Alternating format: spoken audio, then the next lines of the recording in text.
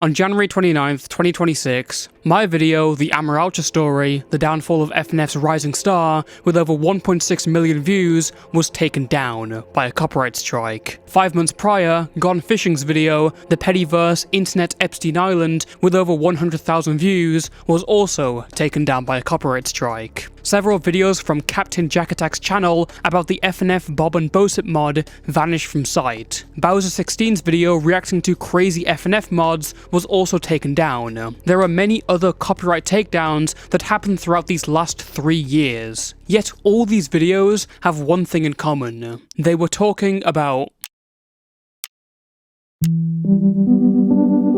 Before I start this video, I have to make a few disclaimers. Due to the litigious nature of the subject, this video doesn't include the usual flashy visuals. The screenshots that will be shown are redacted of information that could be used for a copyright strike. All other uses of material in this video fall under fair use, and none of it includes information that violates someone's privacy. Either it was already posted publicly, or the user themselves sent it to me.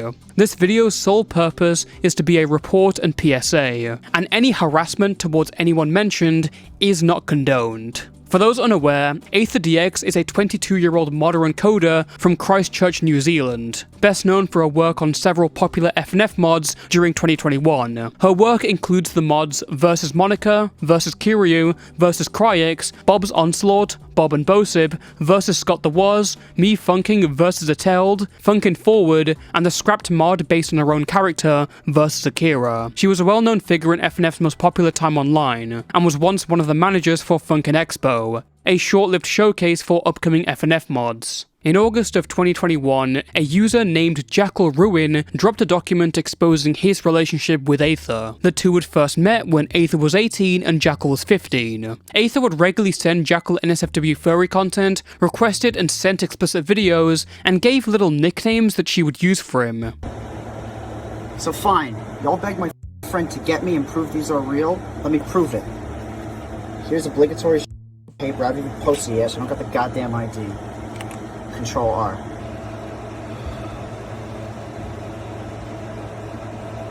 This relationship became increasingly neglective, especially with Aether using her mental illnesses as constant excuses. The story was first leaked via the 4chan board /FunkG, before Jackal came out with a document in more detail. In the coming days, Aether would delete everything, whilst other people would come out about their experiences. A minor came out anonymously stating that Aether had sexually messaged them, and a former friend detailed how she once baited her life. Aether would trash her work and leave the internet, and the impact was felt throughout the FNF community. The document sparked a chain reaction of other mod creators losing hope and leaving altogether, which kinda tells you how influential she was. The fact that FNF Twitter and 4chaners came together to see her off really says it all. Since then, Aether tried to come back under different aliases. During late 2021, she was in DMs with the FNF YouTuber Amaralcha, discussing her mental health, and she would use that basis to try and return again, this time under the name Silver Developer. This would not be the last attempt. During this time, she also posted a document admitting to wrongdoing from the Jackal Ruin situation. aetherdx became a tangentially known case of infamy within the FNF community, and we didn't really hear much of her for a while. Until around last year. In July of 2025, Roblox video essayist Gone Fishing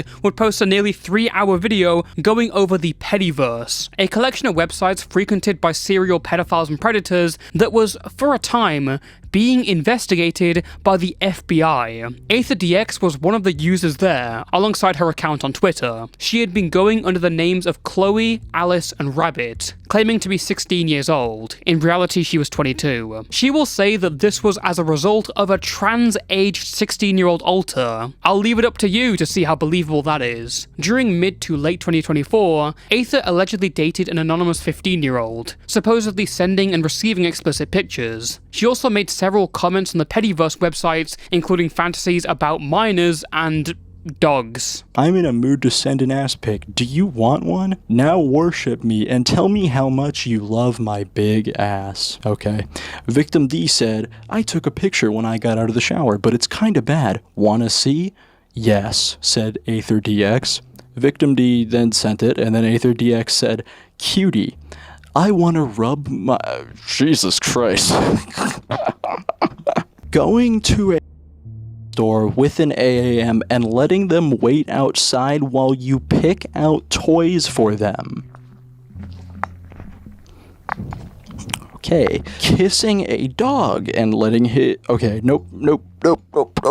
Loving them isn't enough. I have to traumatize them. Thank you, aetherdx.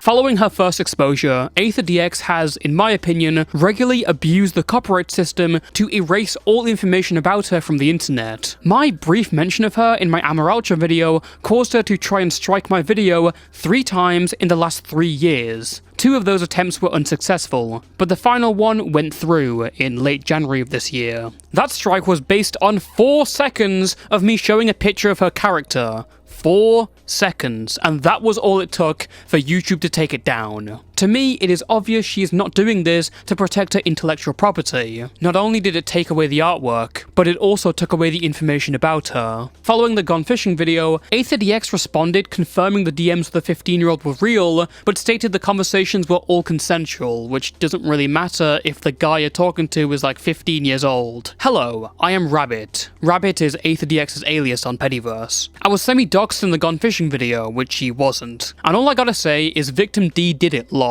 All those DMs were in those videos were from her, and it was obviously Victim D's voice. Keep in mind during this time, in those screenshots against me, everything was consensual and Victim D did not at all once tell me to stop, other than the time we broke up late 2024 when I left. What she also did not say is the fact after she left Pedi, after she deleted blank and said, I don't want to be a part of this anymore, and then deleted it, only to come back and make an instance and say owned by who worked on blank yada yada, you get the point. She came back and left, and yet during that time I was nothing but supportive to her throughout the past and then, and that was one of our last conversations. She talked about my dissociative disorders, how I was a trans-age 16-year-old, but that is false. That was my alter at the time. In 2024 she was host. There has been a different host since I came back to Pedi, blank era, as to which she did have a rabbit persona, and we just continue with the rabbit name because we collectively liked it as an identity. Victim D was not only coherent in what she was doing despite the fact all I did was support her, she was manipulative. Now she did it with me.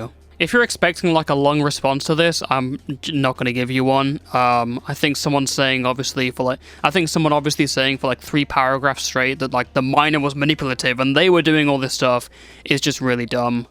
Love how camping's full of surprises. Except when the surprise is an allergy attack. Luckily, I've got clarity. Just like insanely telling. I do find it very interesting though how she's using this thing in the whole statement where it's like a plead insanity defense where she's like, guys, I'm actually insane. I actually have a alter that's a 16-year-old and that was like a 16-year-old alter and that was in charge for an entire year. And all that's telling me is that if you are that mentally deranged, that's only giving us more proof to lock you away. It's like, bro, the psych ward is not better than prison.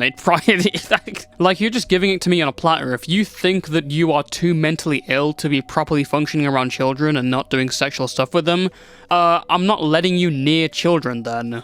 Seems pretty obvious. She later tried and failed to take this video down with a defamation complaint. On September 3rd, she launched a copyright strike against Gone Fishing's video and finally got it taken down. Again, for showing an image of her FNF character for 6 seconds. She claimed this was from her Versus Akira mod, but in reality it originated from a different mod of hers called Akira Over Boyfriend. As soon as the video was taken down, Aether took to her Pediverse account to publicly celebrate. Aether has also issued copyright strikes against people who re-uploaded Gone Fishing's music from that video. To restate, they didn't re-upload the segment about Aether specifically, they re-uploaded the music from that video. Aether issued a successful copyright strike against someone for re-uploading something that wasn't even her own music. The Gone Fishing video caused an assortment of copyright strikes towards others, including people who played her mods 4 years ago, mentioned a controversy in videos, and even those who worked on the mods themselves, and arguably contributed more than Aether ever did. According to the Jackal Ruin document, Aether wasn't even that good of a contributor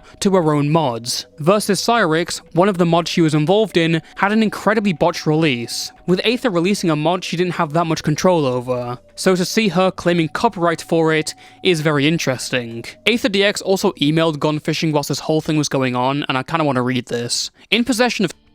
Can you show me where that is true? Do you have access to my files other than my DMs where the DMs you were seen were also cherry-picked? How about the times I encouraged her actively to get off petty? Tried to give a You know, you got a point about the flinging thing, but this is all I have left. I have no one else to cling to give me advice, and the moment I stepped foot into petty a year ago, due to a partner I genuinely resent, I'm in this loop now. I never wanted things to be this way, but what choice do I have now? If we have a discussion, so what? What's gonna change, Tristan? Are you gonna get me out of this? I doubt that, because as you said, it's sad and I'm avoiding coming terms to it all. The fact is, I used to really respect myself a year ago, and it all went downhill. As soon as a partner that I'm forced to live with to this day, who's ruined me beyond comprehension, made me into a husk of the person I was. Guys, my abusive partner made me touch the kid, okay guys? Guys, please, guys? But alas, it doesn't change anything. I'm a terrible person to my core now, and the real reason as to why I never did that interview? They threatened me otherwise. However, I know you. I know this is being documented and will appear in a video. Hi, aetherdx. Guys, my abusive partner made me copyright strike the videos about my allegations, and all the videos containing mods where I've literally worked like no part of this at all, and I own basically no copyright, and I have no knowledge of how copyright strikes work. I'm just using them to get rid of this information. Guys, that was just all my abusive partner's fault. Then again, I can't stop whatever you do. I don't want your sympathy, nor do I feel I deserve it. But if you have some magnificent plan to get me out as much as the others, who is just one person I trust that wants me out of this relationship and has been planning it, be my guest. Holy trauma dump in response to pedo accusations. On the topic of mods, I want to circle back around to my strike. Aether took down my video due to me showing 4 seconds of her work, depicting her character Akira. Except that's not really accurate. If you have a look at the artwork, it becomes pretty evident. This is not her work specifically. This is an old fan art of her character from an artist named Nimi, made in 2021. It's risky for Aether to be claiming copyright of her character Akira from a piece of fan art, not posted or commissioned by her. And as for the FNF mod she's claiming over versus Akira, that is also interesting, considering the mod she's talking about was never even released. Yeah, it was scrapped as soon as Aether was exposed, so how are you claiming copyright over a mod that never saw the light of day? Another thing worth noting is that in some of the archives for Aether's really early mods, such as Akira over Boyfriend, you learn some more details. For example, did you know that this character Akira was first known as Akira the Sylveon? Now, do I need to explain that Sylveon is a species from the Pokemon IP? I don't think any of this information would really be useful in like a actual dispute with YouTube, but it may serve a greater interest for, oh, I don't know, a lawsuit? To me, it seems Aether knows her way around submitting false copyright strikes. She's not a newcomer to this, and in my opinion, knows how to weaponize this tool into malicious attacks to wipe her actions from the internet. For those who aren't aware, when you dispute a copyright strike, you have to hand over your full name, address, and phone number to the opposing party. Not only is Aether striking these people, but if they dispute, she's gathering their information as well. What she uses that for, I don't know. To this day, only one video has successfully come back from Aether's copyright strikes. That video is mine. This video thus serves as an archive for Aether's actions and allegations. So, what can you do about this? To any and all FNF creators, I urge you to triple check your content. If any of your videos in the past covered or included any assets from aetherdx's work, any mod she worked on, and any interpretations of a character, you should either remove it for your own safety or make legal preparations. Keep in mind, I got struck for showing someone else's fan art of a character for 6 seconds. If you're a viewer, feel free to share around this video wherever you see fit. Maybe let your favorite FNF creator know what's going on. If you want to archive this video and re-upload it in any way you want, go for it. However, you should know that at the same time, if you archive and re-upload, you may put yourself at risk. I have taken as many liberties as possible to keep this video from getting hit for anything, but that's not a guarantee. For the last 4 years, I thought my Amaralcha video was safe, just because YouTube had denied Aether's last 2 strikes. Then the third one came this January. Viewers in New Zealand should be especially cautious about this, considering that New Zealand is where aetherdx lives, and it is the country that she has more legal control in. If you dispute the copyright strike and it gets accepted, aetherdx then has around 10 days to file legal action against you. So keep an eye out if you're an archiver or a creator. And to aetherdx, thank you for giving me a reason to make a video about your actions. Couldn't have done it without you. We'll be back to regular programming after this. It's been a headache to deal with for the last month or so, and I hope it's now all done. I don't know if it will be. I think Aether might respond to this in some crybaby way, but you know what? It's whatever. Quick shill, check out the memberships, check out the merch, new things that have launched for the YouTube channel known as Toastify.